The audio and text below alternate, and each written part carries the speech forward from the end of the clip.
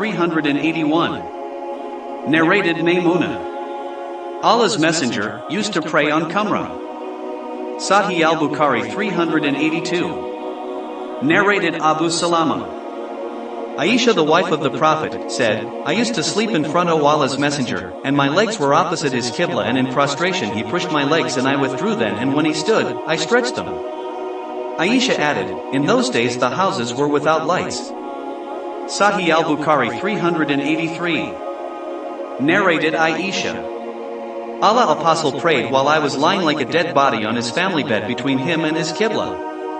Sahih al-Bukhari 384. Narrated Urwa.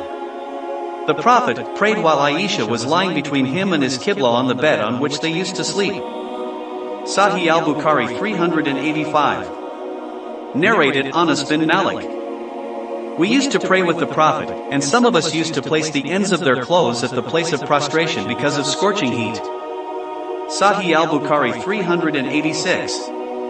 Narrated Abu Maslama. Sa'id bin Yazid al-Azdi, I asked Anas bin Malik whether the Prophet had ever prayed with his shoes on. He replied yes. Sahih al-Bukhari 387. Narrated Ibrahim. Hammam bin al-Harith said, I saw Jarir bin Abdullah urinating. Then he performed ablution and passed his wet hands over his cuffs, socks made from thick fabric or leather, stood up and prayed. He was asked about it. He replied that he had seen the Prophet doing the same. They approved of this narration as Jarir was one of those who embraced Islam very late. Sahih al-Bukhari 388. Narrated al-Mughira bin Shubi'ah. I helped the Prophet in performing ablution and he passed his wet hands over his cuffs and prayed. Sahih al-Bukhari 389. Narrated Hudhaifa that he saw a person bowing and prostrating imperfectly. When he finished his salat, Hudhaifa told him that he had not offered salat. The sub-narrator added, I think that Hudhaifa also said, were you to die you would die on a sunnah, legal way, other than that of Muhammad. Sahih al-Bukhari 390. Narrated Abdullah bin Malik. Ibn Buhayna, when the Prophet prayed, he used to separate his arms from his body so widely that the whiteness of his armpits was visible. Sahih al-Bukhari 391. Narrated Anas bin Malik. Allah's Messenger said, whoever prays like us and faces our Qibla and eats our slaughtered animals is a Muslim and is under Allah's and His Apostles' protection. So do not betray Allah by betraying those who are in His protection. Sahih al-Bukhari 392. Narrated Anas bin Malik. Allah's Messenger said, I have been ordered to fight the people till they say, none has the right to be worshipped but Allah. And if they say so, pray like our prayers, face our Qibla and slaughter as we slaughter, then their blood and property will be sacred to us and we will not interfere with them except legally and their reckoning will be with Allah. Sahih al-Bukhari 393. Narrated Maimun bin Siyah that he asked Anas bin Malik, O Abu Hamza, what makes the life and property of a person sacred? He replied, whoever says, none has the right to be worshipped but Allah, faces our Qibla during the prayers, prays like us and eats our slaughtered animal, then he is a Muslim, and has got the same rights and obligations as other Muslims have. Sahih al-Bukhari 394. Narrated Abu Ayyub al-Ansari. The Prophet said, while defecating, neither face nor turn your back to the Qibla but face either east or west. Abu Ayyub added, when we arrived in Sham we came across some lavatories facing the Qibla, therefore we turned ourselves while using them and asked for Allah's forgiveness. Sahih al-Bukhari 395, 396. Narrated Amr bin Dinar. I asked Ibn Umar, can a person who has performed the tawaf around the Kaaba for Umrah but has not performed the tawaf of Safa and Marwa have a sexual relation with his wife?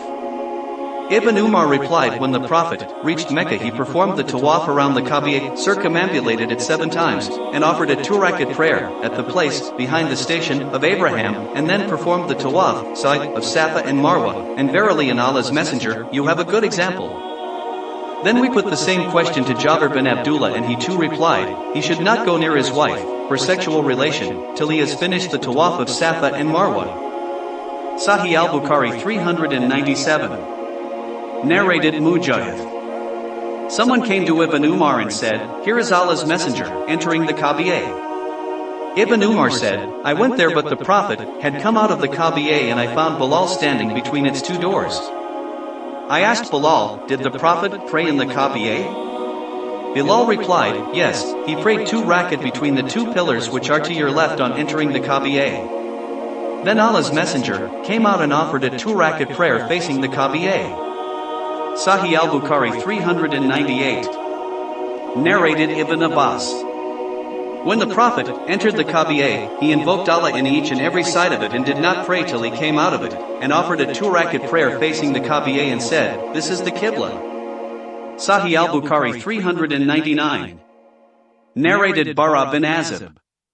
Allah's messenger prayed facing Baitul Maqdis for 16 or 17 months, but he loved to face the Kaaba at Mecca, so Allah revealed, "Verily, we have seen the turning of your face to the heaven." 2:144. So the Prophet faced the Kaaba and the fools amongst the people, namely the Jews, said, "What has turned them from their Qibla, Baitul Maqdis, which they formerly observed?" Allah revealed, "Say, to Allah belongs the east and the west.